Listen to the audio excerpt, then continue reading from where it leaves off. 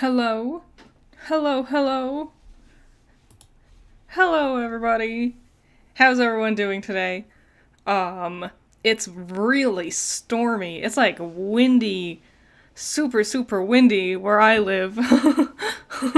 So, I don't think, if we have, really bad, weird connectivity issues, let me know. If something goes completely awry, just in chat, our safe word will be pineapple. Let's go with that. So yeah, if something starts going super bad, technology wise, just spam pineapple into the chat. So then we know. But I think everything should be fine. The storm has died down. Now it's just kind of windy. I'm glad your exam went well. That's cool. So yeah, hello everybody. Hello, hello, hello. How's everyone doing? We're gonna talk about my rewrite today. It's not my usual chatting stream. I'll have a purpose with what I talk about, rather than just babbling innately about random things.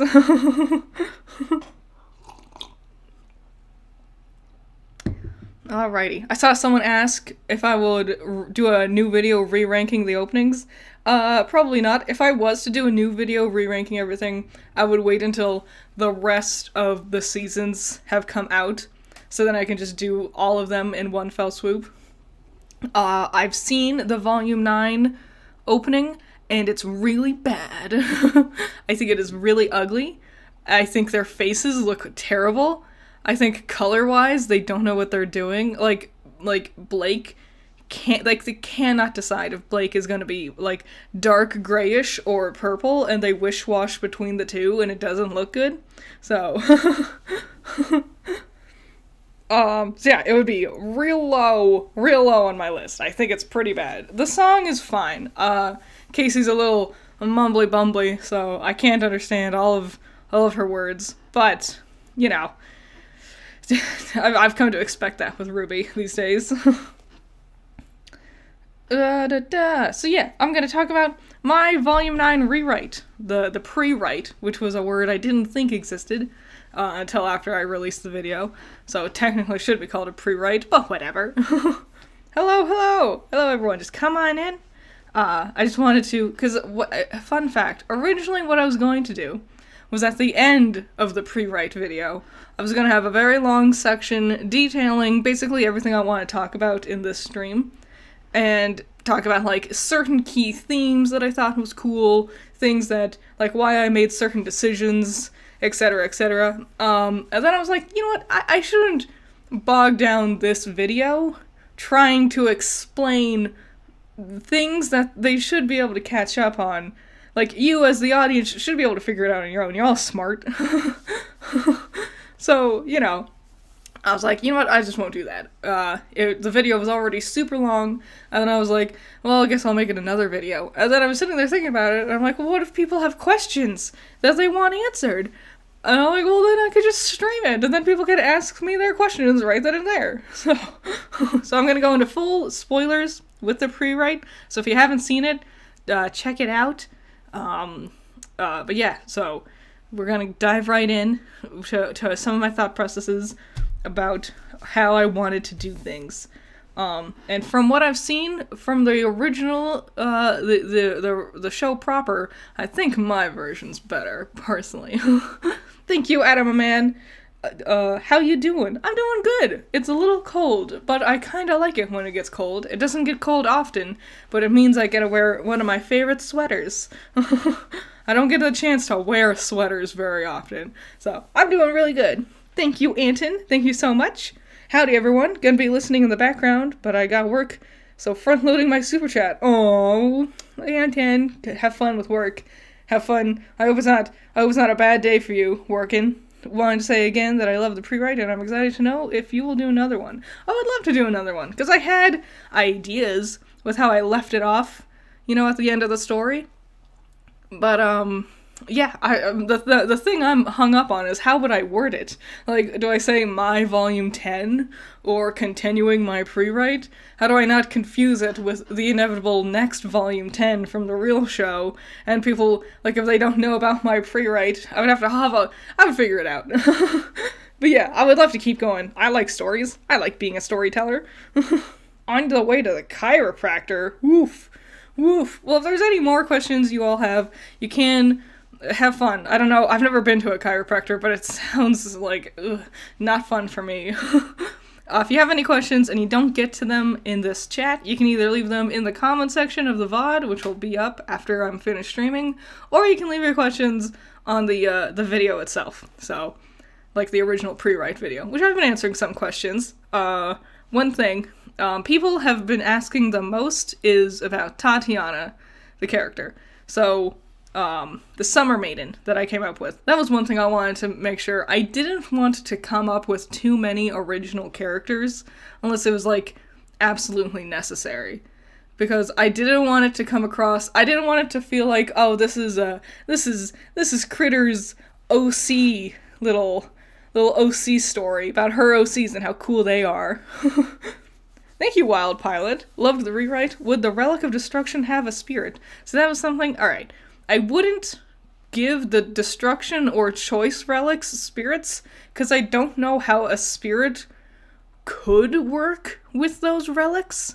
I think they would be more, like weapon-oriented. Because it makes sense with the staff. Like, what are you gonna do with a staff that makes creation things happen? I guess it makes sense to have Ambrosius in there, and it makes obvious sense with Jin. But for, like, a sword, where you could just swing the sword and destroy things with it, or put on a crown and do something choice-related. The choice one's the weirdest one, without a doubt. I also didn't want to, like, come up with more blue spirit people. Because I don't like Ambrosius to begin with. Like, I think he's a fun character, but I also think his design takes away from how good of a design Jin is. Because she's the genie in the lamp. It's a lamp. It's so smart. And then Ambrosius just kind of like, it feels like they had no ideas, and they're like, we'll just do the same thing again. So, nah, I couldn't figure out a cool way to have a spirit be in the sword. And I'm like, I don't need one anyway. But oh yeah, I didn't want to make too many original characters. I think I made 4 total. The Red Queen, the White Queen, Lattice, and Tatiana. I think those are the only characters I came up with for the story. And Tatiana, the Summer Maiden that I made up, her fairy tale is Toto from The Wizard of Oz. I describe her as being tall, muscular, having black hair, and dog ears. And I didn't describe anything else with her. I didn't want to, like, spend forever just sitting down describing characters.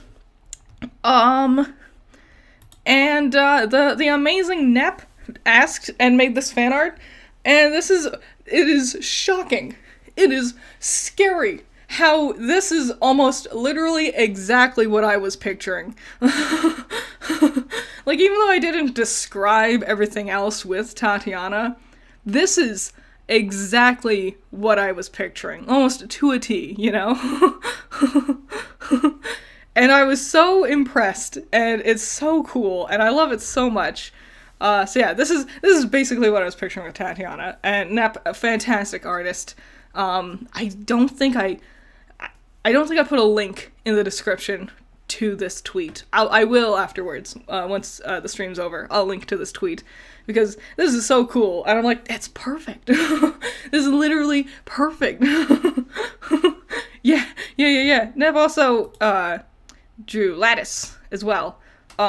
This is seeing Lattice, like, in human form. Well, this isn't exactly what I was picturing. I'm like, wow, dang, that's yeah, I get it. It makes sense. It was more like I didn't know if what I was describing made sense, and the seeing that people can figure out what Lattice and the other card folk, or the Wonder Realm people. Yeah, cool stuff. So Nep, awesome, 10 out of 10. Amazing fan art. So impressive. Since this isn't a chatting stream, I did get more fan art throughout the week. I'll keep that fan art to next week for a regular chatting stream. But for these super cool my Prewrite inspired fan art. I just want to show them off because they're so cool. Especially like look at how dope. Look at how cool. There's so much effort went into designing this one picture. Like the shine in her hair. Holy crap. So yeah, Tatiana, Toto from The Wizard of Oz. I didn't know what else to do specifically that was inspired by The Wizard of Oz. A lot of Tatiana was inspired to be sort of the opposite of what the other maidens have already been. So, let me explain. So, like, Freya was very old and couldn't really remember things anymore. She had to be kept hidden away because she was old and frail. Amber was very, very young and was inexperienced. And then the Spring Maiden ran off, was disloyal. I wanted Tatiana to be, like, physically and mentally fit, like, the ideal perfect age for someone who, to be considered strong and to be a good maiden. Like, basically, when you think of, like, what would, like, a bit like Winter. Like, Winter's age and her strength and stuff like that. That's a good, like, she will live a long time because of her skills and abilities. But also, I wanted Tatiana to be sort of this, like, incredibly loyal to the concept of being a maiden, but also very defeatist about it.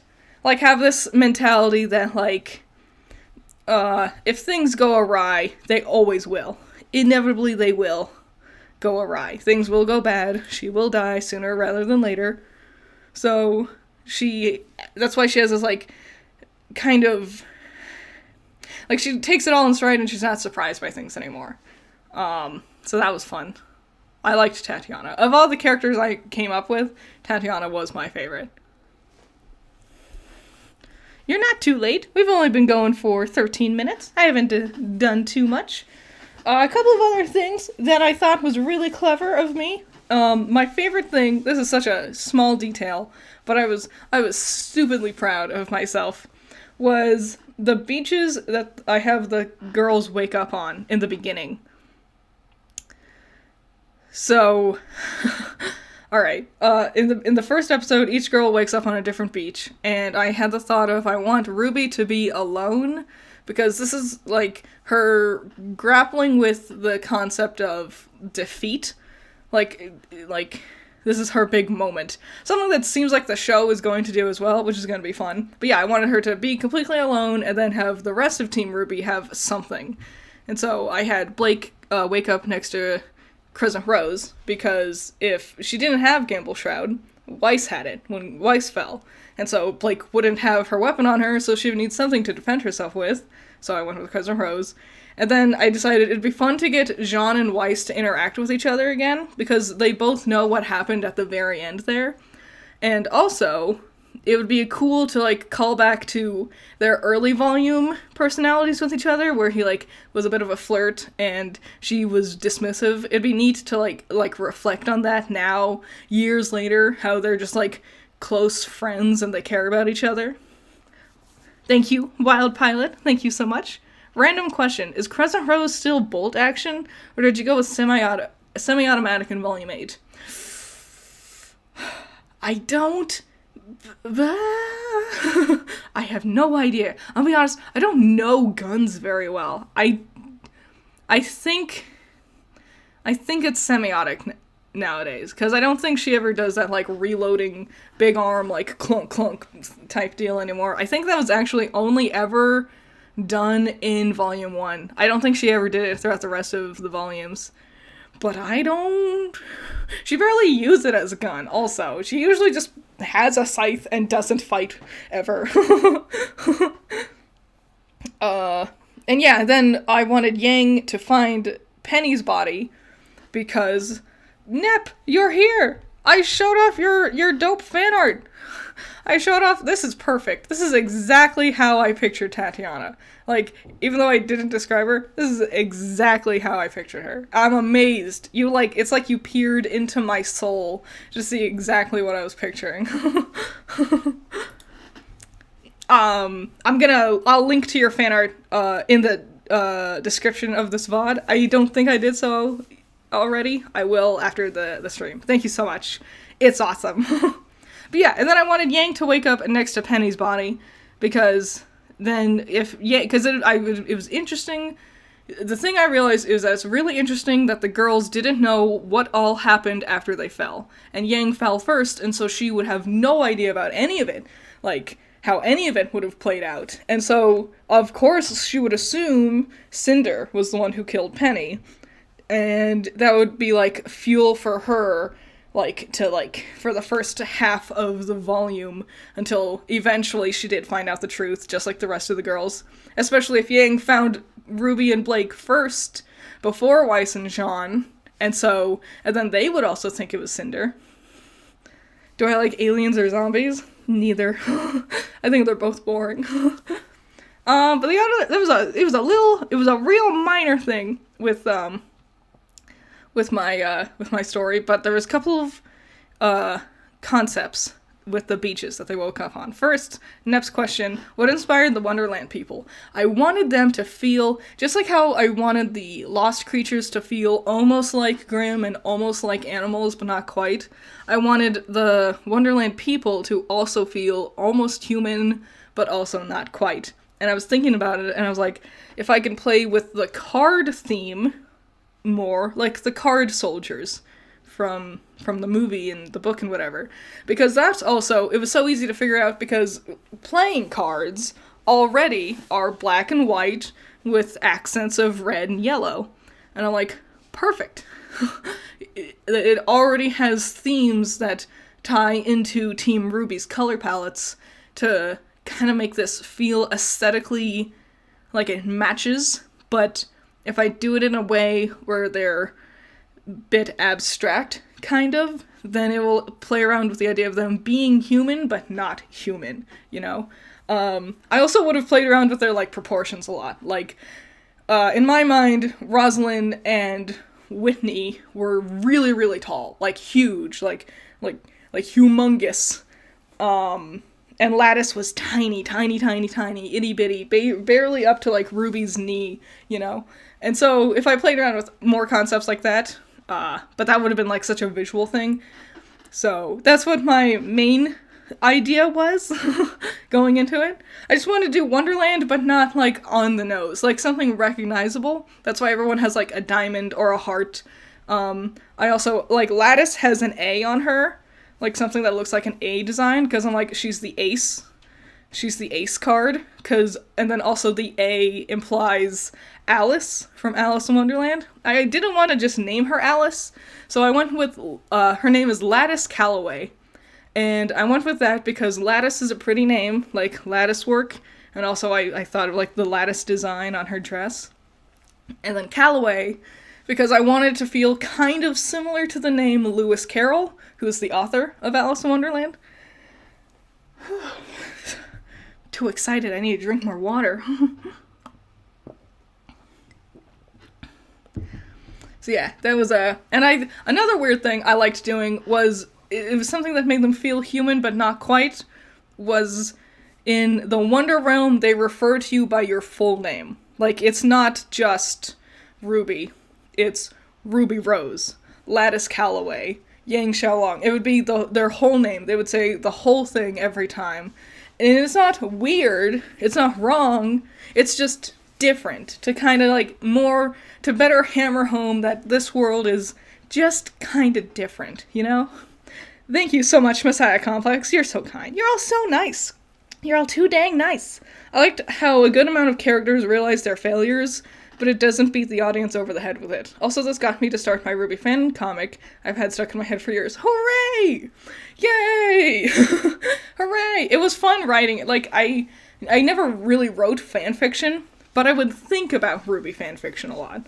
Like, I would make little stories in my head about Team Ruby and misadventures, especially when they were back in Beacon, and getting to, like, finally, like, write down and, like make the story.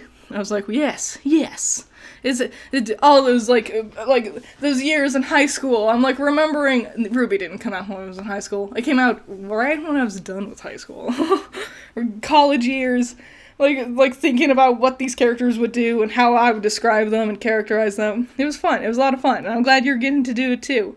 And yeah, I wanted them to. So the core themes I wanted to do was dealing with loss. Specifically, I played around with Dabda. Do you all know what Dabda is? It's a study. It's like a pseudo study. I don't think it's confirmed to be real or not, but it's the study of, it's like depression, anger, bargaining, denial, acceptance. It's like the list of personalities and emotions that you go through after a great loss in your life. Maria, I can't pronounce your name. Maria, question. How the relationship between Yang and Blake will go from your rewrite? They shall take the next step or simply remain friends? They say they love each other. In, like, episode 4, I think it was? 5? Yeah, I had them say that they love each other. I wanted it to be clear that they are dating. Like, Yang refers to Blake as my girlfriend when they meet Lattice. And so I wanted to be like, yeah, we are dating. I wanted to just confirm it, but having them, like, stop and make out felt weird when they're abandoned on this island and they're like, we gotta get home. So, yeah, I wanted them to be like, yes, we are dating. And then they say, I love you too much to not help you and things like that. So, yeah. 5 stages of grief. You got it. Yeah, Dabda. I wanted each girl to represent one of the stages of Dabda, and also one of each member of Team Honor to represent one of the stages of Dabda. Blake was denial. No. Sorry. Yang was denial. That's why she was like, I think I'm dead, this might be a nightmare. And then for Team Honor, it was Ren. It was more apparent with Ren, where he's like, they're not dead. They're gonna come back, they're gonna be fine. Then anger was the most interesting one, because I wanted it to be Ruby. Because when you think anger, any of the other girls in Team Ruby, like, feel like a good fit for anger, because they've expressed it before.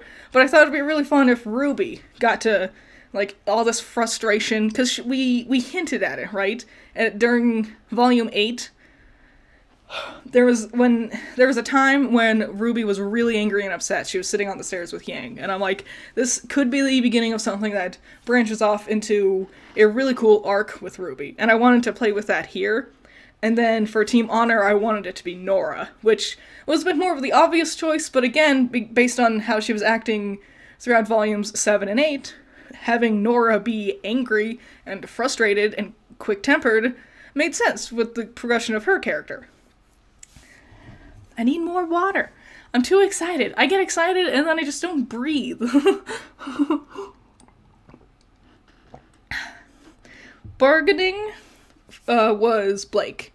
Blake barely got to really do bargaining a lot, but it was a bit of a continuation of a bit of a, like, how she was acting before. It, like, I should have caught Yang, I'm sorry I didn't catch you, I'm sorry I let Ruby go, it should have been me, that kind of mentality, I should have done something. And then for Team Honor, it was Emerald. Emerald was bargaining. And it was like, I need to prove myself, it should have been me, you don't even like me, I'm new to the team, things like that. And then, Depression. Depression, I didn't play around with too much, because I didn't want it to be, like, all humdrum, sad stuff, but I made a Weiss, and who was the last one? Oscar. Yeah, I didn't play around with it too much. That'd be more things, like, in their dialogue that I didn't go into that would hint towards it. But yeah, I wanted each one of them to personify a stage of Dabda, the stages of grief. And then Crow was like, his entire story arc was going through all 5 stages. And Crow's story was the one I had the most fun with, honestly. I was the most proud with how I did his story. Not a physical battle, but an emotional one. And I wanted, for all of them, the key theme was to reach acceptance through the help of those who love you and care about you. Like, Jean wasn't affected by any of the stages of Dabda, because he's already done that. He already had his stages of grief when going over Pyrrha's death. And I wanted him to be, like, sort of this person who was trying to help, but didn't know how necessarily, except for to be there and to like help emotionally, help them, make them feel better as best they can. And then for Crow, it was Maria, and then with Team Honor, it was like Team Coffee and Team Sun, like other characters around them that would help them with these kind of things. So, one thing I wanted to talk about, I keep getting derailed. Demon's Liberation, thank you so much. You're so nice. Me when Ruby / Jean and Emerald / Mercury confronted each other. The girls are fighting. I know, right? Cat fights. So the island everyone wakes up on in the episode 1. I wanted to do something clever with the beaches the 4 girls wake up on. Hi, Alex. I wanted the Team Ruby girls to wake up on a beach that felt reminiscent of their original color trailers, like the red trailer, white trailer. And the way I did that was when Ruby wakes up on her beach, there's nothing around her. The beach is empty, except for the tree line, because that felt reminiscent of the empty snowscape, except for the tree line in the distance from the red trailer. And then Weiss wakes up on a beach where all the stones are, like, sticking out of the ground. They look a bit like swords, because I wanted it to feel like when she's fighting the Armagigus and his sword gets stuck in the ground behind her right before she does her, like, big, cool finishing attack. Blake's beach had, like, red coral on it that had, like, glowing crystals coming off of it to feel reminiscent of Foreverfall. And then Yang's beach was covered in little black and red crabs, which was smart because it was the first thing to set up the idea that there are animals on this island, but they're not real animals. Like, it's clearly not a real crab, but it's also clearly not Grimm. And the little black and red crabs were meant to represent Junior's goons that she fought in the club. So, that was a super minor thing, but I was so proud of myself. Because I was like, I should do something. Like, if they're gonna wake up on different beaches, it can't just be, and then there's another beach, and then there's a different beach. I'm like, there should be something visually that, differentiates them. And then I was like, oh, I have an idea! Eureka!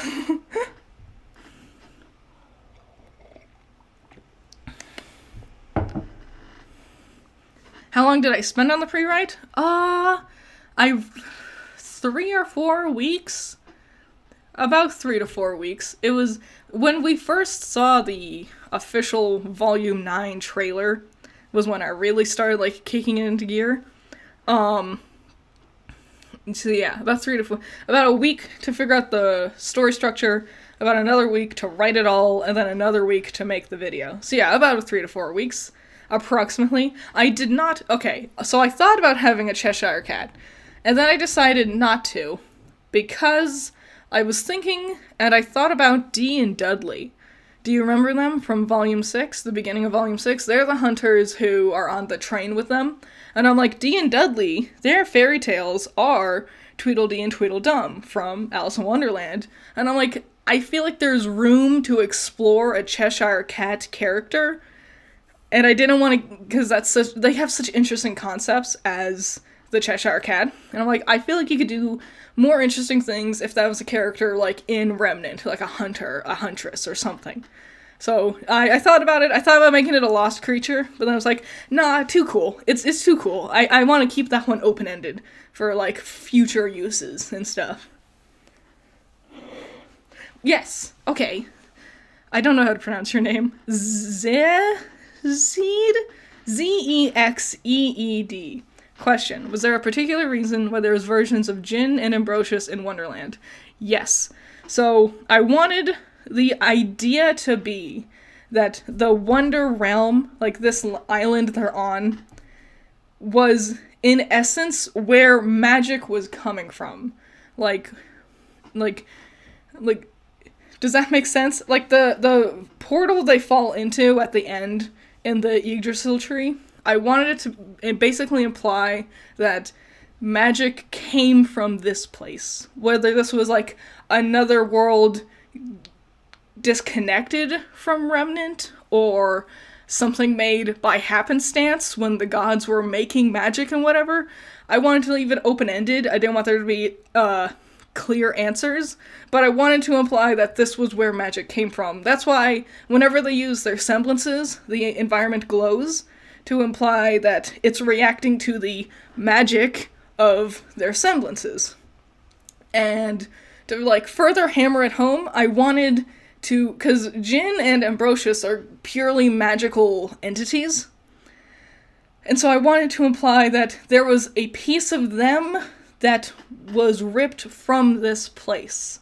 And that's where, because they're pure magic, there was something purely, like a pure concept that they came from of this pure magic realm, where now they exist in Remnant as, like, weird half versions of themselves, which is why I made, like, Ambrosius was, like, a craftsmith. He would build things, because Ambrosius creates things, and, Jin was a prophet, and she knows things. So I wanted to be, like, to, like, imply that there's a connection with magic to this place, but I didn't want it to be, like, here's the history lesson, where we just explain it all. I wanted to be kind of, like, you could theorize about it a bit if you wanted to. In the opening, there's 2 trails coming off the title that are close to the same shade as Jin and Ambrosius. It might, you know, I don't expect the volume proper to play with it, but that, I don't know, they could. By that logic, what does that mean? Semblances come from this wonderland? More that semblances are magic, even to, like, a little degree, and whatever magic is in Remnant comes from this wonderland. Does that make sense? Like, if Cinder was there, and Cinder did maiden stuff, then the island would glow again. Like when Ruby's silver eyes go off, when she realizes Penny's dead, the whole island lights up, because silver eyes is more magic than semblances are magic.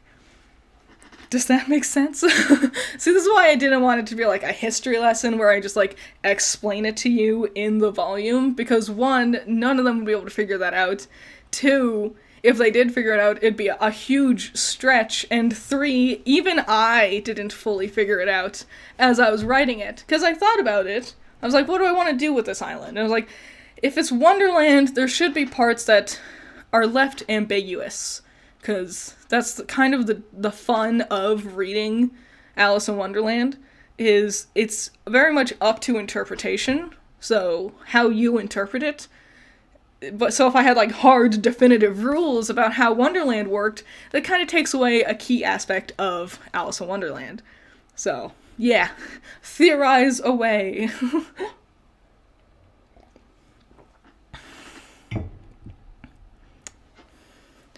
I enjoy how you combined the Jabberwocky and Nidhogg. Nidhogg was a dragon in Norse mythology that resided in Yggdrasil. Thank you.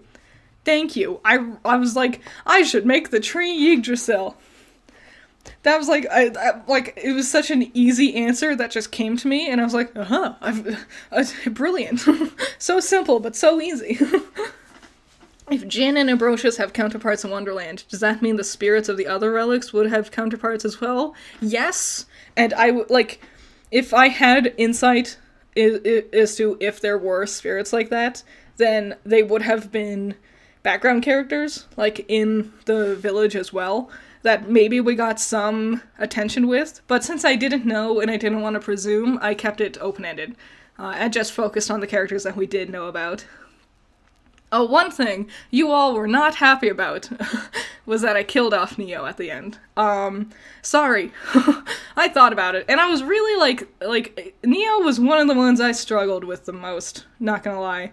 I thought about it, and I was like, there's no way I could convince myself Neo would ever want to work with Ruby. Like, she hates her. Ruby is the reason Roman is dead. Nothing they do would convince Neo to work with them. And then I was like, even if Neo got back to Remnant, she wouldn't want to work with Cinder, because Cinder knocked her off of the walkways and fell into the abyss, you know? Cinder already betrayed her. There's no reason she would want to work with Cinder. And I was like, would I want another, third party being this weird threat in the background? I was like, I just don't know how I could make it work, especially because, like, we're winding towards the end of the series, it feels like, and I don't think, like, Neo, I can't convince myself there's a good reason to keep her around. If it was up to me, I would have given her much more, like, depth and development throughout volumes 6, 7, and 8, you know, where she was around. But with what she is at this point, I was like, I just have to kill her off. Like, she has to be the final human bad guy of the Wonderland plot. I just can't do anything else. Like, what is she gonna do? Pretend to die and sneak in past everybody? That makes no sense, you know? So I thought about keeping her alive, and I was like, I just can't convince myself it would make any sense, you know? What would happen to Lattice and Remnant? But I don't know. That's the question. I wanted to keep a lot of things, like, hint at a lot of interesting things that would happen in Volume 10 for you to, like, theorize about and speculate on. That would be the gap between Volumes 9 and 10. Like, oh, Emerald's the Maiden now. What's gonna happen with that? They've captured Tyrion. What's gonna happen with that? You know, the relic door is destroyed, they now have the sword, they gotta do something with it. What's gonna happen? They're on patch. You know, everyone who was in Wonderland, when Ruby said, let's go home, it took her words literally, and sent them all home, back where she grew up, where she calls home, her home on patch with Ty. So now there's a lot of things like Crow and the Aesops. They need to still figure out what they're doing, and they need to figure out what's going on with Vacuo. There's a lot of things I wanted to keep open. So then if I do decide to write the follow-up sequel, the follow-up volume for this, I would have an idea of where I would want to take certain threads for plot lines. Rather than just being like, I don't know what happens next. Now I can have, like, I have ideas that I can work with, you know? So yeah. Let me get a nice drink of coffee while I read some of your guys' comments.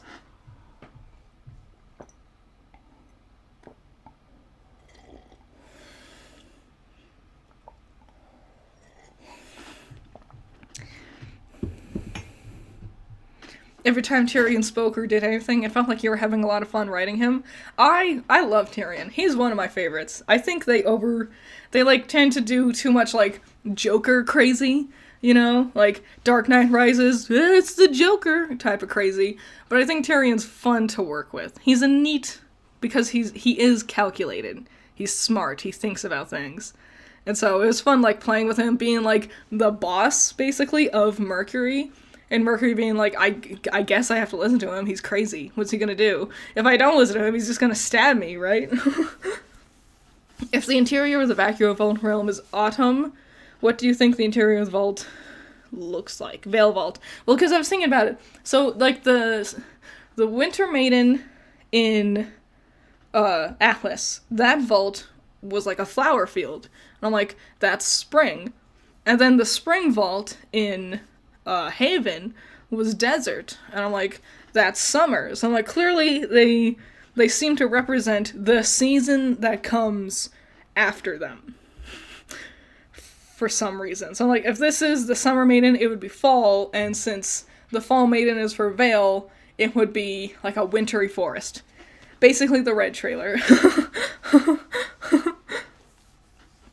I'm surprised you didn't turn Neo into a crystal or a part of her and have her get shattered. I thought about it. Like, but then I was like, how do I want Neo to die? And I was like, if I decided I want Ruby to play a big hand in her death, because Ruby was a part of Roman's death, but passively, I wanted Ruby to, like, have much more of, like, a proactive role, so then she could do something. And so I wanted to play with parallels of Roman's death, but have Ruby be, like, a bit more of a player. One thing I was like, when I was writing it, I kept having Ruby do things. Like, if I was like, I didn't know who, like, if there's no, like, character-specific reason any of the other girls or Jean should do something, I was like, oh yeah, just make it Ruby. Just have her do most everything if I can. And I was surprised because it felt weird having Ruby do things. It felt almost like I was writing her out of character.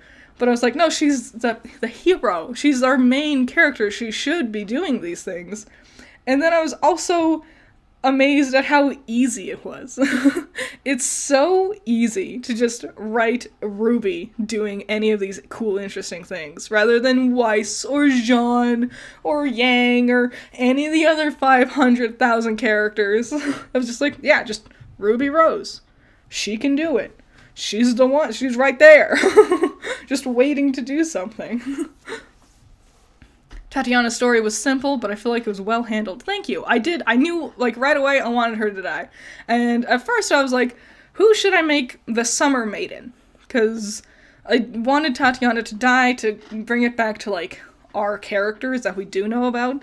And at first I was thinking, like, maybe Velvet or Coco.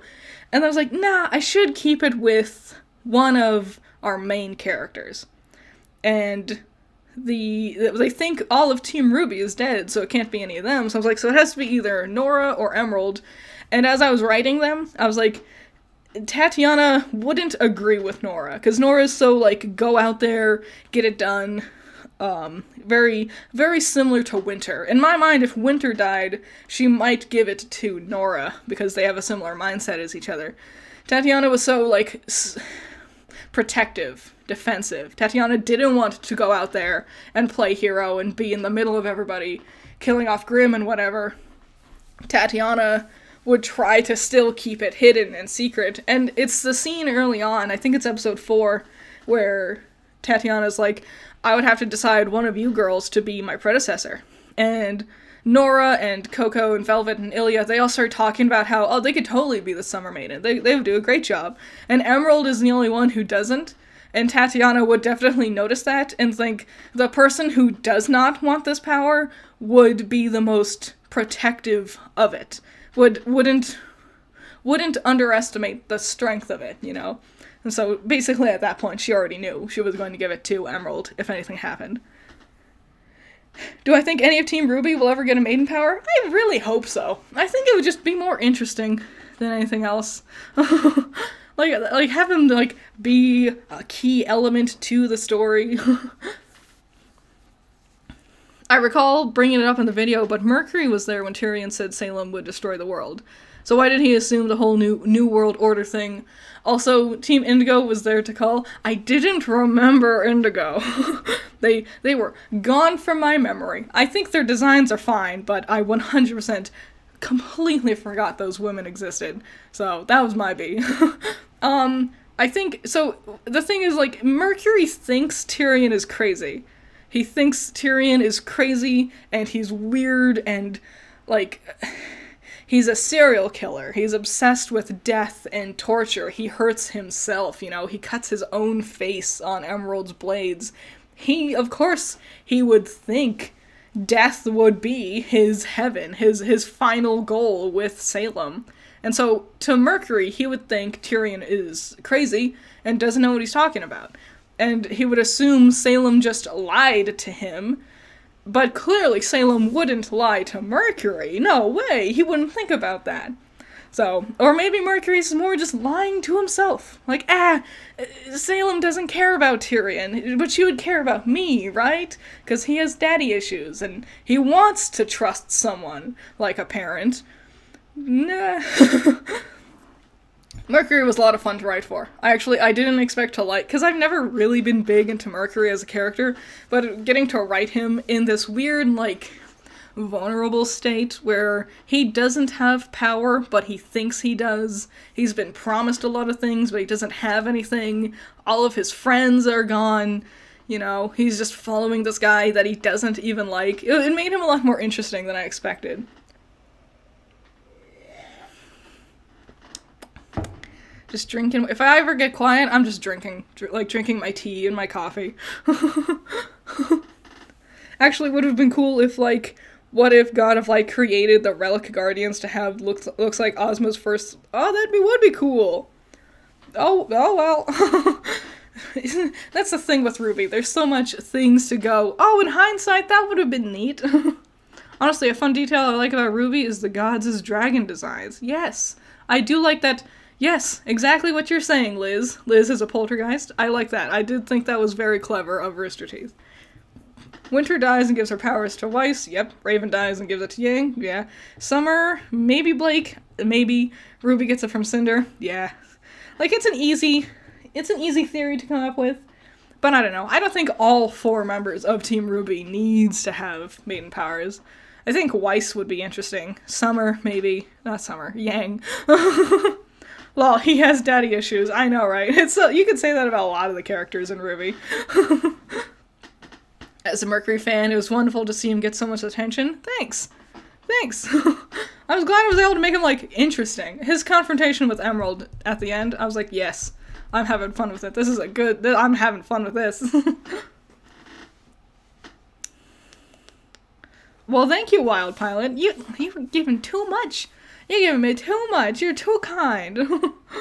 I imagine Team Ruby plus Jay would keep all of their Atlas gear until episode 3 or 4 and then remove some of the layers. I would have had them remove some layers right from the get-go. Especially some more than others. Like Weiss, the moment you start walking through a jungle and those giant stupid, like this bell of your skirt is gonna get caught in every single tree branch and vine and everything.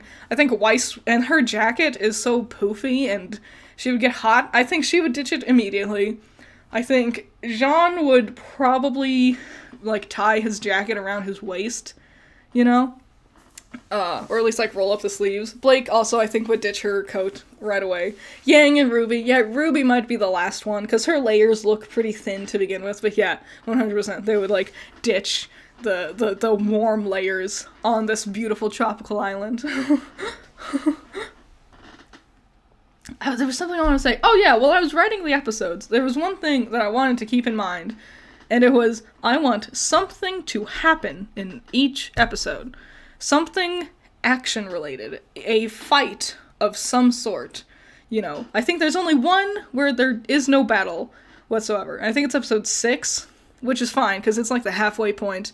It's okay to have, like, a bit of a breath of fresh air before we dive into more of the battles, you know? The final moment of calm before the storm that is the finale of it all. But yeah, I'm like, every episode, some sort of fight needs to happen. I want you to be able to look back and think of the episodes and go, yeah, that's the one where blank happened. This big moment, this cool fight scene, this character interaction. So, that was the hardest part. Because I have this picture. I took a picture, maybe I'll tweet about it. It's my notes of how I wanted things to go, and they're all disconnected because they're separated by, like, the groups. Like, the Golden Oldies, Team Honor, Team Ruby, and then, like, how they were going to move forward throughout the volume, and then it was figuring out who does what and how much throughout this volume. And, like, which episode, like, how much of a break should there be between these episodes? Like, how quickly would it have to be before Yang and Blake reconnect with each other? Etc., etc.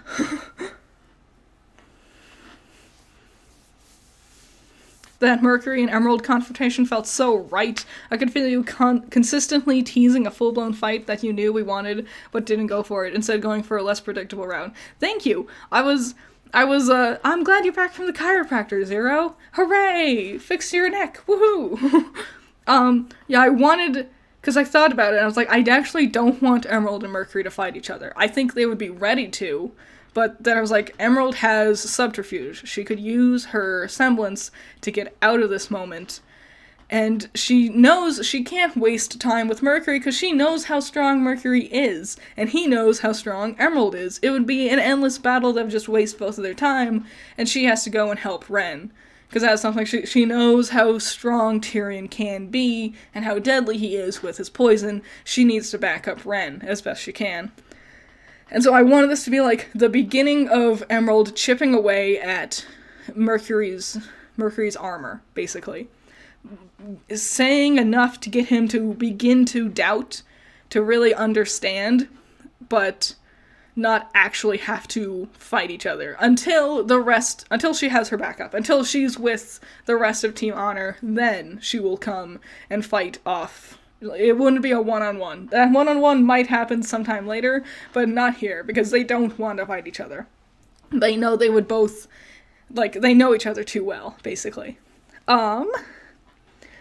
I was gonna say something. Was it about Emerald and Mercury? Oh, I was proud of myself for thinking of, like, the poisoning the food thing. I was bummed that I was like, ah, man, the easiest way to get people distracted is another Grim invasion. And I'm like, ugh, every volume ends with a stupid Grim invasion. And I'm like, it doesn't have to be. It doesn't have to be a whole thing. It can just be a distraction. And I'm like, how do I have them distract everybody without bringing attention to themselves? And I was like, poisoning the food. He's a poison. He's a scorpion. He can poison things. And I was like, yes! Yeah, it was the picture of Ren picking up the pear, seeing everyone, like, getting sick around him, and then crushing the pear in his hand, and seeing that, like, Tyrian purple poison goo coming out of it. I was like, yes! Yes, this is how we do this! Oh, the one that I struggled with the most was Cinder, because I was like, I don't know what to do with Salem and Cinder. I don't know what Salem would want to do with Ambrosius and the staff. What would she want to create, right? She already can create things. And so I have her, like, she says it in the first episode. She's like, humans are so pathetic, they need a whole relic of the gods to create, and I can do it all on my own. And I was like, if I'm gonna do Salem, I'll have to handle it later, because there's so much going on already. Between Team Honor, with the Summer Maiden, and then Ruby in Wonderland, Crow and his depression, basically. I was like, Cinder and Salem will have to be on the back burner. We'll have to handle them later. I was like, so I have an opportunity with Cinder. She can still do something, but what do I want her to do? And I'm like, there's no villains left. They're all dead, basically. There's just Salem, Cinder, Tyrian, and Mercury, and let's be honest, Tyrian and Mercury probably aren't going to stick around that long. Either they'll become good guys or die sooner or later. And I was like, so it's just Cinder and Salem. It would be cool if we got all the rest of the villains back together, right here at the end, because we're nearing the end of the series, clearly. And if it's like all 20,000 of the heroes against just Cinder and Salem, that's gonna be hard to make it, like, look like a close match. Yeah, all 500 of the students just gang up on Cinder, and yeah, she's a maiden, but they also have maidens on their team, you know? I was like, I'll have them gather all the villains that's left over, especially the women. And I was like, perfect. Melanie and Milsha, the Malachite twins.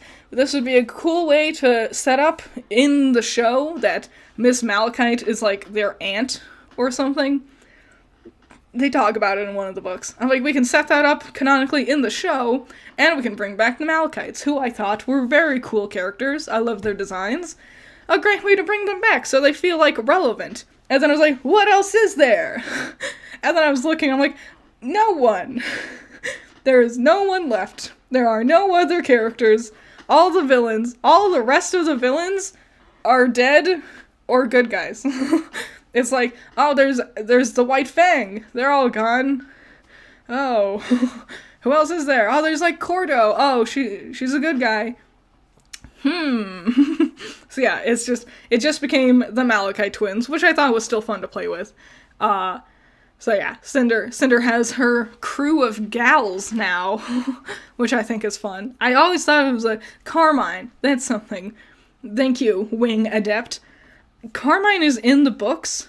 I don't like her, because she's also, I hate her design. They made this design for her for the Amity Arena game, and I think it is awful. I think it is a terrible, she's supposed to be like this super fashionable, but also very, like, combat forward fashionista lady who's, like, super cool. She's in the books. And I'm like, she looks awful. Whoever designed her design for Amity Arena did a 0 out of 10 job, because it sucks. It is not fashion forward. It looks like hot trash. She looks like a trash goblin who pulled all of her clothes out of, like, a chainsaw. And then I completely forgot that she existed. And I'm like, I know she's in After the Fall, but I didn't finish reading it. I got, like, halfway through. I don't like E.C. Myers' writing style. They're fine. I'm just not a fan of it, personally. But yeah, I didn't know what to do with Carmine, and then I'm like, I don't want to, like, shove more side characters into this. Like, what am I supposed to do with even more of these side characters? So I was like, Forget about her. Too many good guy villains, that's true. How do I feel about the talking animals in the actual Volume 9? I've seen clips here or there. I haven't watched the episode. I've seen some clips on YouTube. I think it's lazy, I'll be honest. I think because the fun of RWBY was how they played with the ideas of reinventing these fairy tales, and now it just feels like they're just wholesale copying the fairy tales. I don't know. It's lazy. Like, they're not even, like, weird magical rats. They're just rats that talk, and, like, one of them has, like, green on their outfit, on their fur, and that's it. Like, that's not, like, you can't even do anything a little bit more unique. Wanted to follow up on our earlier conversation about characters and their guilty conscience. I've put my thoughts down already, but what do you think? About characters with guilty consciences, Sky Slasher? I think it is a fun direction to go. All the people who were like, Team RWBY shouldn't question their actions, I don't know why you would want that. Because seeing them thinking about what they've done is such an interesting and easy way to develop these characters. And I think, the guilt of, like, what they've gone through. Like, Jean would feel guilty for having to kill Penny. Weiss would feel guilty for failing everyone. RWBY would feel guilty for dropping Atlas on Mantle. And it's fine to question if you did the right thing, you know? It's, in fact, very interesting for characters to sit there and go, like, should we have done this? Like, should I have done this? But yeah, I think it's super fun. And that was part of the fun of writing this pre-write, was thinking about what mindset everyone would be in, and how would they, like, if they do question themselves, now that they're finally away from it all for a little bit, how would they regret any of their choices? If they don't, how do they get better? How do they heal and move forward, you know? I wish that the animals would have looked like origami, but made from cards. That is something you can see in Ever After High. I just reviewed Ever After High's, Way to Wonderland special, and they have that, and it was really cool. So if you want to see that, watch Ever After High. Ever After High is 100 times more creative than RWBY.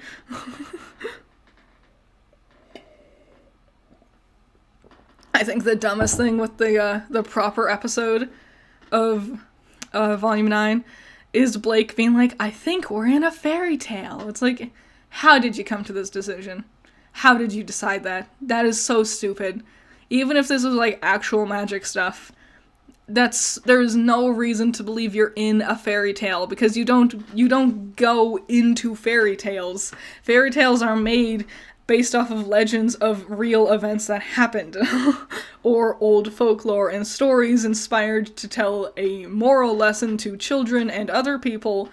That, like, you don't enter a fairy tale, whatever.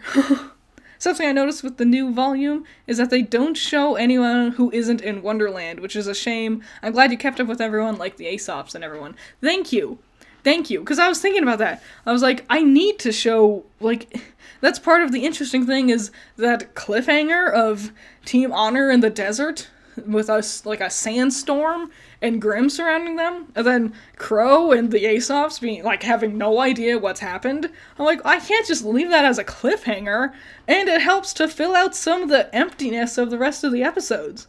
You know, I have 11 episodes in my pre-write, and if I didn't include the stuff, like, if it was just Team RWBY, it would only be 4 episodes, honestly, 4 or 5. And quite frankly, I don't know what time-wasting faff, what flabbergastingly boring bullshit the show proper is going to do. If it is just Team RWBY, which I think it is, if we're just following Team RWBY in Wonderland, it's going to be so much wandering around wasting screen time. Because there's no way that story needs to be stretched out for 12 episodes. Honestly.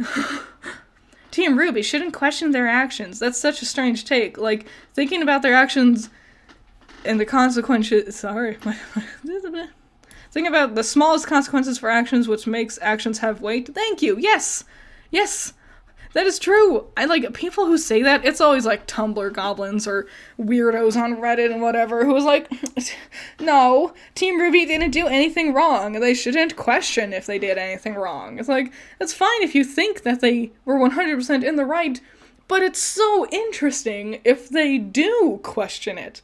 If therefore, like, I watched an episode of Frasier last night, you know, and in the episode, like, Frasier Crane, the old sitcom from the 90s, I think, Frasier is in a dilemma where someone wants him to do a commercial, but he doesn't like the product, and so he has this moral quandary of, does he do it so he can get the money, or does he, and, like, help out the person who, like, his agent, or does he not do it and hold on to his, like, moral, like, his moral standard? And it was, the entire episode was just him questioning which thing is the right thing to do. And it's such a small thing. Do I or do I not record a tiny advertisement for someone? You know, that's minor compared to, do I or do I not drop an entire continent-sized city on another smaller city, you know, like Team Ruby is facing. If Frasier Crane from the sitcom in the 90s can have a tiny bit of introspection about the morality of his actions, I think our action superheroes from an anime-inspired series about saving the world and going to war could also have a little bit of moral introspection, you know? Are there any ideas in world building wise that you had for Ever After that never made it in? I don't think so. I think I was able to get everything in there. I guess I would have wanted to explore, like, the environment more. I mostly just, like, it's a jungle, you know? But I didn't want to waste forever, like, it's something that would work better as a visual medium. I don't want to sit there and just, like, explain what everything looks like. But I think playing around with like, the uniqueness of the plants, and if it was, like, inspired off of, like, specific cultures or something, that would be more fun, but nothing important didn't make it in, you know? Other than, yeah, that's about it that I can think of. Great question, though. I actually kind of liked Blake saying that fairy tale line because it's the first time in a long time. Sorry, my first time in a long time where the writers have acknowledged Blake's bookishness. Oh, you know what? That is true. That is true. I didn't think about that. As a thing so long forgotten that it's easy to just not think that's even a character trait of hers anymore. Is there a remnant Lewis Carroll in the remnant Victorian times? Who even knows anymore? Probably.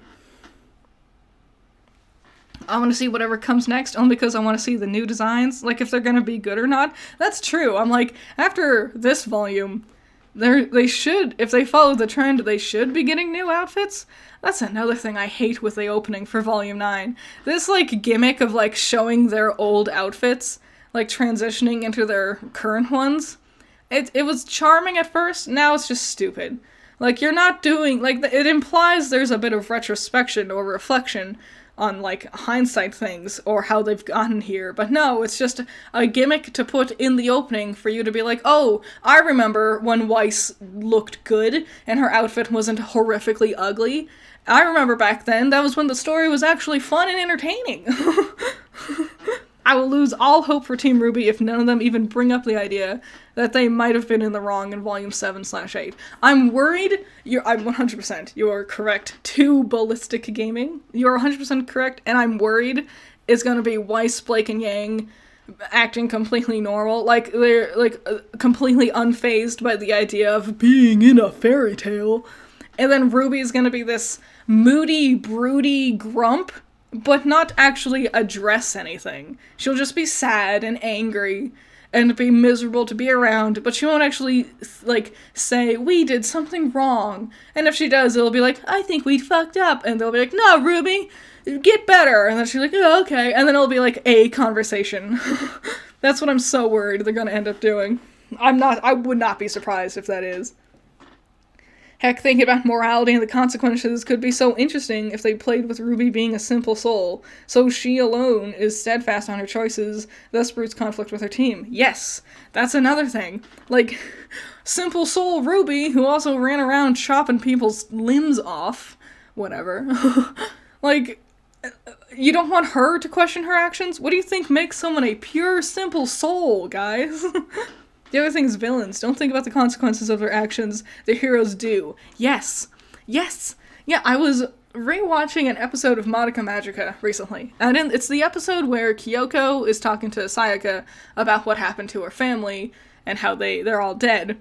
And in the scene, Kyoko gets mad at Sayaka for wasting food. Sayaka throws an apple away, and she's like, "Don't waste food," and then she goes on this big rant explaining how her and her family were starving, and they didn't have a lot to eat, even just half of an apple sometimes. And so then we see Kyoko's, moral standing. To her, morally, it is bad to waste food because of where she's been and how she grew up, and it makes sense. But then we see Sayaka's side of it, and Sayaka's moral standing is, you stole those apples.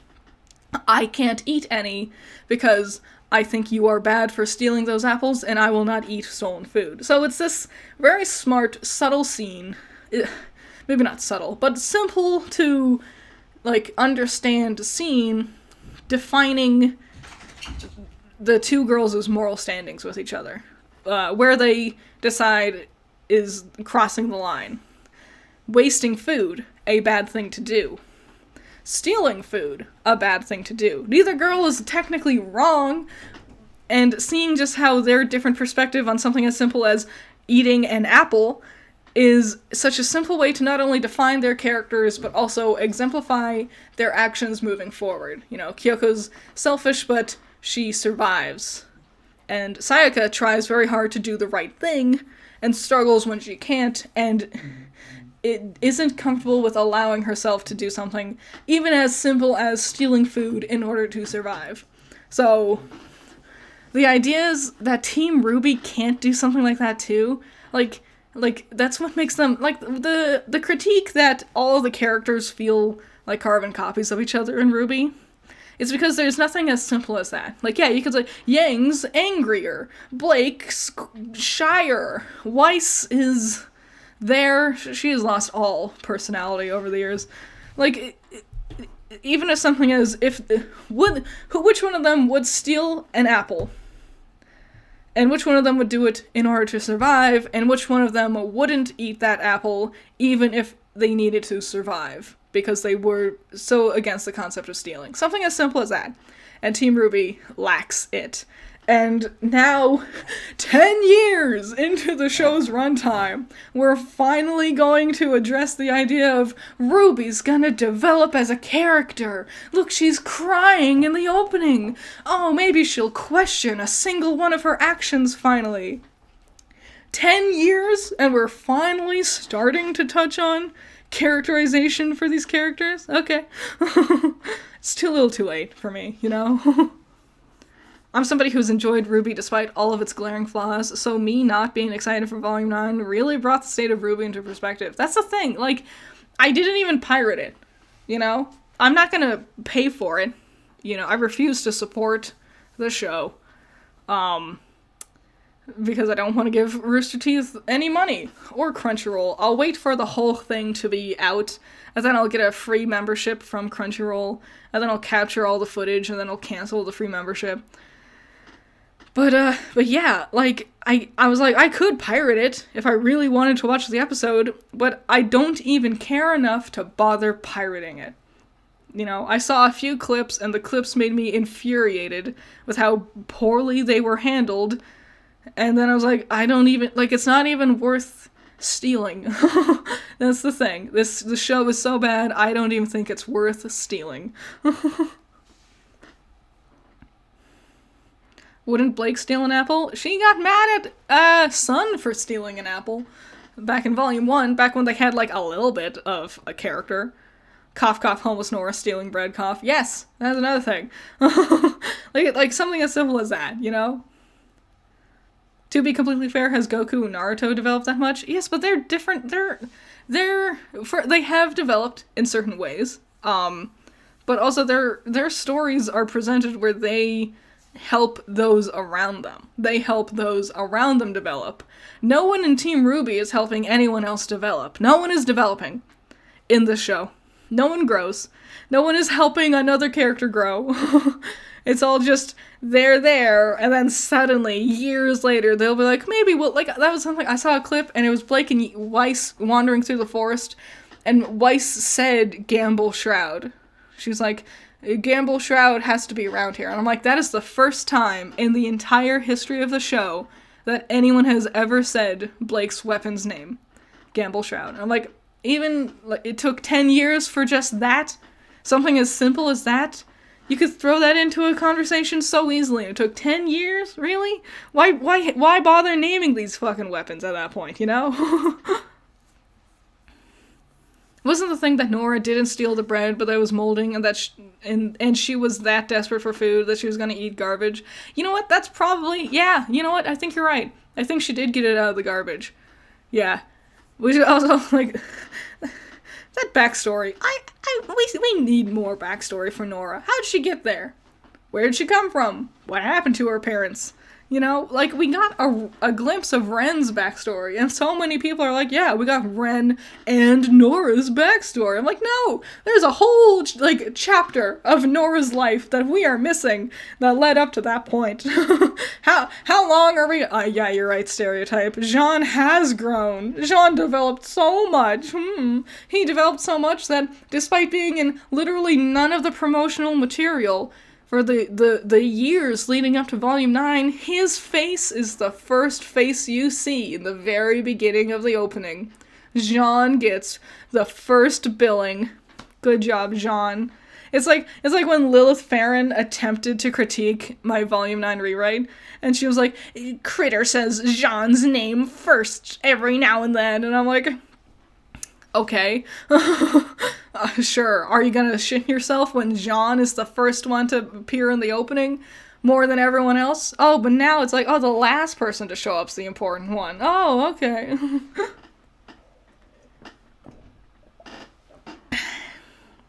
Yes, to Ballistic Gaming, all of their weapons have names. Even all of the side characters, like Neptune.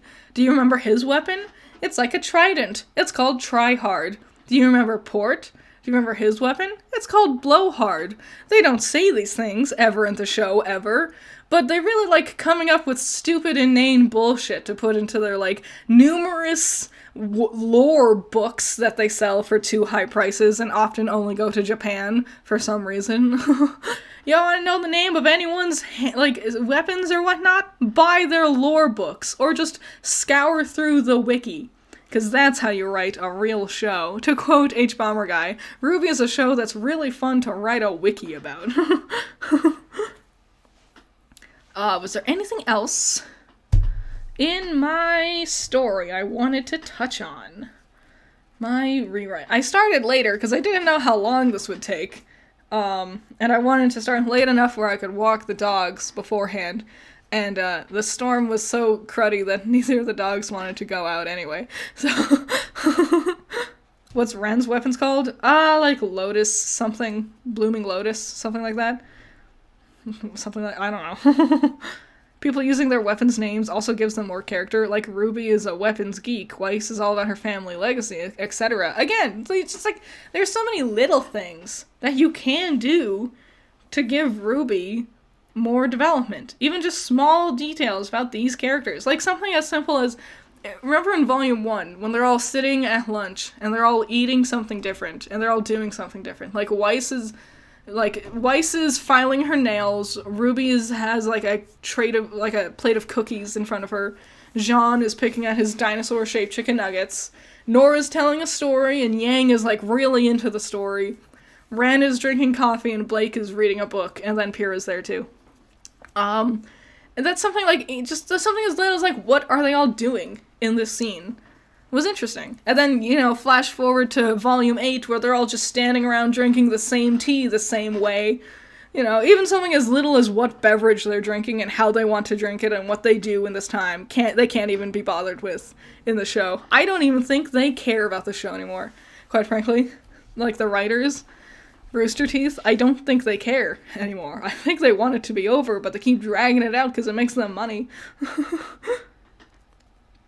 I was so confused when watching Unicorn Wars Volume Rewrite when they said, yeah, Martin Astor. Yeah, like they all have, like, I've mentioned some of their weapons names, because in the beginning, I bothered remembering them because I assumed it would be important that all their weapons have names. But no, they're not. Ember Celica, that's Yang's weapon, you know. things like that. Let's see. I don't think there's anything else I wanted to say about my story. Nothing I can think of. I liked Rosalind and Whitney. I liked the Queen of Hearts, the Red Queen and the White Queen. It was the Queen of Hearts and then the White Queen from, like, chess. I liked them, and I liked having the thing that they felt reminiscent of, like, Volume 1, Ruby and Weiss, the way they interacted with each other. I thought that was a cute callback. And I also liked that they were Lattice's moms. Like, they had adopted Lattice, and they were both queens, like Queen of Hearts and the White Queen, because they're married, and they're both the queen of this place. I thought that was cute. And then I was like, oh, I'll make them Lattice's moms. That'll be a fun, easy way to get it all tied together. Kingdom Hearts level of logic? Thanks. Favorite Ruby weapon? None of them. I don't know. They're all boring. Some of them, it's easier to remember the bad ones than the good ones. You know? Whatever. I do live stream. Yes, I've live streamed every Wednesday for 5 weeks now. So, usually I start sooner than this. That's the thing. I tend to do it earlier in the morning for me. You love my drawings? Thank you! Aw, I've been enjoying drawing all the Pokemon lately. Why did Cinder completely ditch her bow? I know! Bows are so cool! And now Cinder just uses, like, short swords. It's so stupid. Everyone's weapon acts like a short sword. The moments pass, but to be fair to Tyrion, the dude is Salem's lapdog. If anyone would know what's truly up, it'd be him. You would think that, but also, he's crazy, so no one would take him seriously. That's the duality of it. He would, because he's not actually, like, completely lost, you know? He does pay attention, he is aware, but the way he interacts with everyone else, they don't think he does, so they wouldn't pay attention to that kind of thing. They wouldn't think he would know what he's talking about. That's the fun of it. Because it's easier to animate, you're not wrong. So I think that's everything I wanted to talk about that I can think of. And honestly, not as much stuff as I had thought, I suppose. But I guess we have been streaming for a while. You know, time flies when you're having fun. So, unless if anyone... sorry to repeat, question. Did you ever sketch out designs for the original characters you made out for your Prewrite, or were the images of them so strong in your mind that you didn't need to? I didn't need to. I thought about it, to, like, have a visual, like, aid to help, and then I was like, because I initially was going to draw, like, everything. I was going to draw pictures to help, like, personify how everything was going to go. And then I was like, that is going to take forever. Because I got to, like, page 10, and I'm like, that's going to take way too long. I can't do that. And then I was like, maybe I'll just draw the characters I need to, that I haven't, like, that aren't real characters. And then I was like, you know what? No, I can just describe them.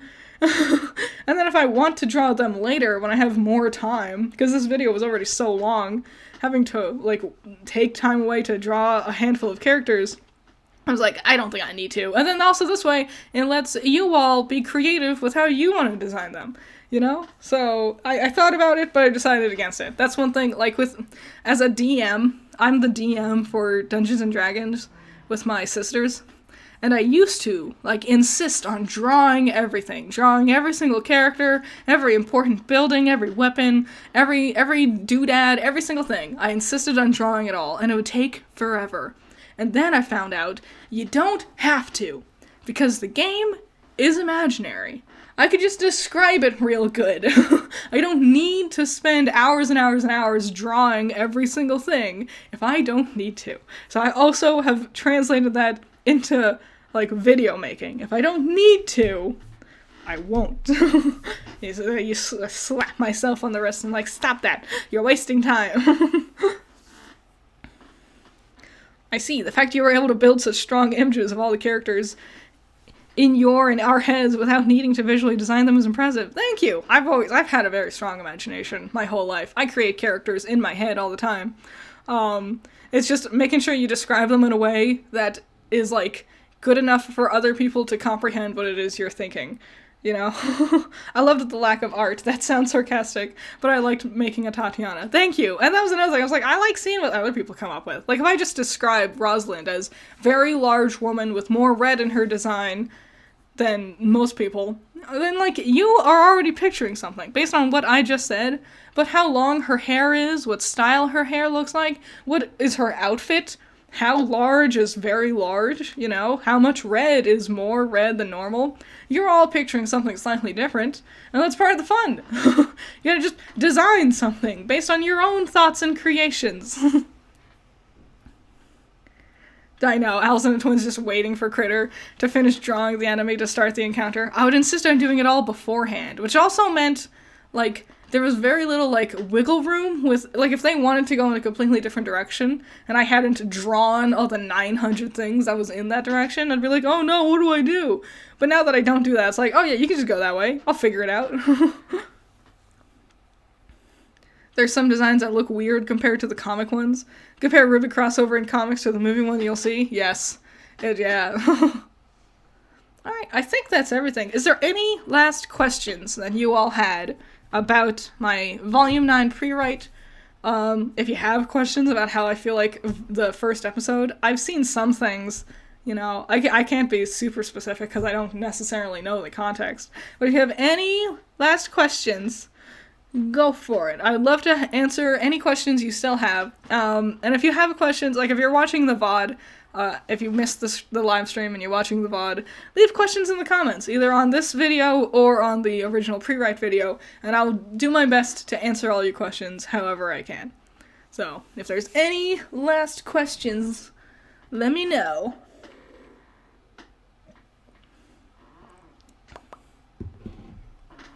Would I ever rewrite older volumes? I don't think so. I thought about it, but it's like, I don't think so. There's just too much, you know? There's so many things, like, I could do, but also I'm having so much fun just watching Fixing Ruby, rewriting the older volumes, that I would just want to just copy their ideas, because I like what Raymond's coming up with, you know? I prefer to look forward rather than look back with Ruby and volumes like that. What's your reasoning for Lattice's color palette? I wanted Lattice to look like a suit of cards. So, like cards, like playing cards, already have black, white, with accents of red and yellow. Like, if you look at the face cards, they were primarily red and or yellow. And then black and white. And I was like, I wanted everyone to look like cards, to feel reminiscent of the card soldiers from, like, the movie and stuff. And so that's why, and if I kept it a super limited color palette that also felt reminiscent of Team Ruby, it would make it feel like that they belong in the world, but aren't necessarily exactly the same as humans, you know? Are you hoping for a break from Wonderland for a while now? Yes! Oh my god. My next video I'm gonna do for this week is ranking Disney villain songs, and just looking at other stories. I'm like, thank God. Getting out of Wonderland. I'm like, I'm good. Taking things at face value. Thanks, yes. How many volumes would there be left after your rewrite? I think 10, 11, 12, maybe 3. You know, 3 or 4, depending on how much is left for the story. Just 3 or 4. Not that many. I would want it to wrap up sooner rather than later. Granted, they feature very little. Any thoughts in regard to what you did with the Aesops and Robin? Yeah, I wanted to imply, first of all, even though I hate Robin, I wanted to imply that she was at least trying to get along with everybody. Like, they were trying to make an effort. They all were trying.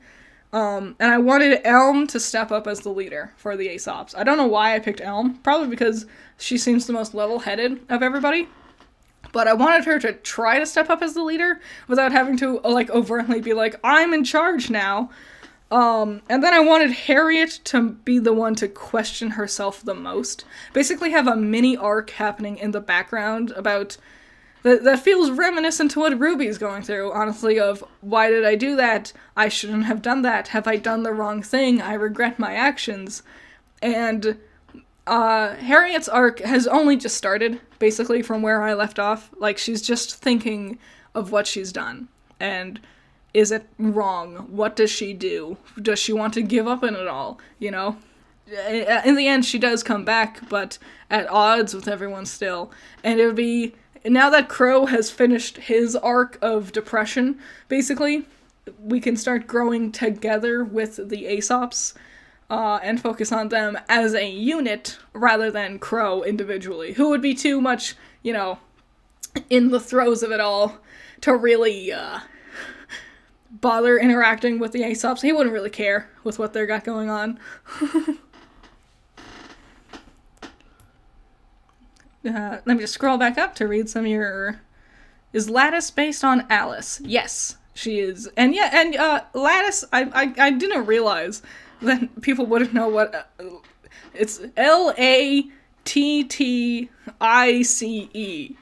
Lattice. Like lattice work. Like the design pattern.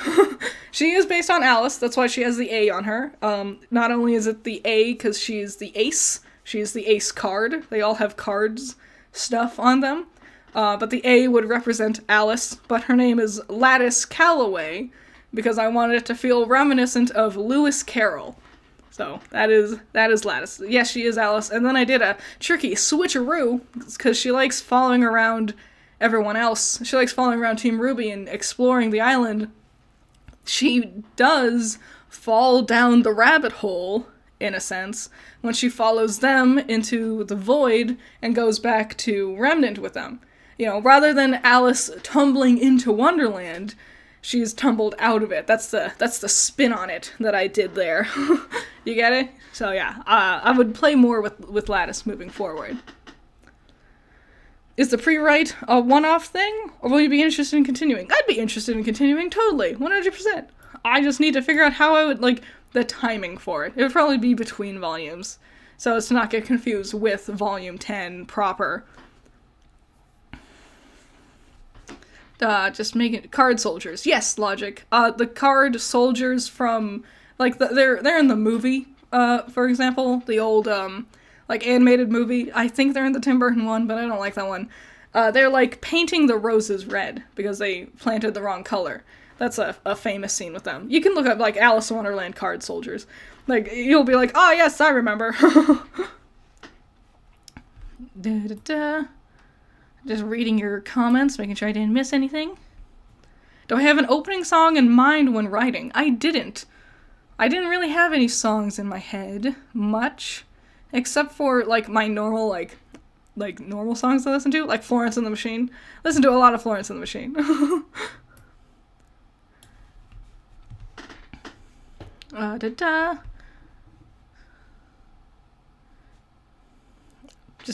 just reading your comments. Didn't want to miss any questions you all had.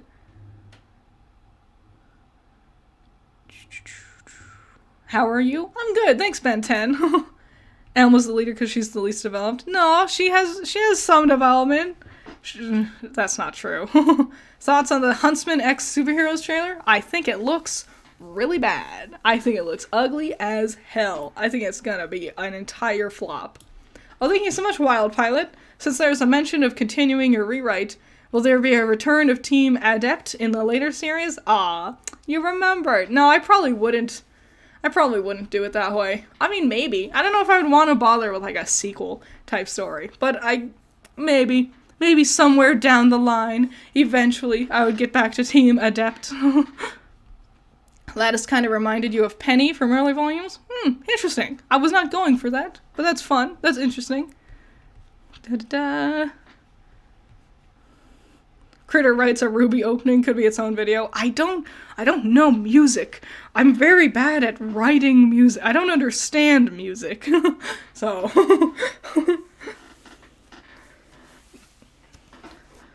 Alright. Florence and the Machine, yes. Love Florence. The latest album, 10 out of 10. Alright. I think that's all your questions. If I do a volume 10 pre-write, would it be solely your current work? Or would you incorporate Ruby canon in once it's done? I don't know. Probably just my own, because from what I've seen from Ruby canon so far, I know it's only been the one episode, not a fan whatsoever, like at all. So I would probably just continue with my own story. but I guess we would have to wait and see. My whims could change at a moment's notice, for all I know. I like that Tatiana was fully prepared to die because she knows maidens are huge targets. Yes, thank you. I had fun with that too. Like, she knows. Like, maidens don't live long. The fact that Freya lived to be so old and decrepit was not... You know, they're not intended to live that old, you know? Especially with Salem hunting them down. It'd make more sense to continually have more and more maidens and to be ready to be hunted and targeted and stuff like that. Alright. Critter is a whimsical critter. I sure am. I think that's where I'm gonna end off today. Thank goodness the wind died down and didn't destroy my stream. I've had a lot of fun. Thank you all so much for your comments and your super chats and donations and whatever. Thank you all for showing up. You're all so nice. What's your least favorite moment of Volume 9, Episode 1? And what was your favorite? I haven't seen it. I've just seen a few clips here and there. I have no favorite moment, because I hated everything I've seen. My least favorite was how Ruby and Yang did not get to interact ever. Their reunion felt very business. And I did not like that. No pineapple needed. Correct. There was no pineapples today. Hooray. So yeah, thank you everyone. Goodbye. Be good. Have fun. Drink water. Stay hydrated. Have a nice day. And I'll see ya soon. So keep an eye out for that Disney villain song ranking video. I've had fun with it already. And I haven't even started editing. So it's gonna be a lot of fun. Can't wait. Thank you all so much. I'll see you next time. Bye bye.